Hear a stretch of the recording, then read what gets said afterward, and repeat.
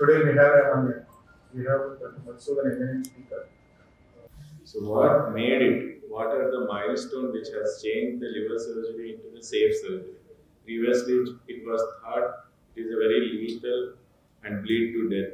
So if you take care of these two issues, liver surgery will be successful. So this ex vivo liver resections means you need to have a liver transplant experience, you need to have a hepatic surgery experience. So this is we call as a crossbreed between the liver surgery and liver transplant principles. So this is one way. You have removed entire liver.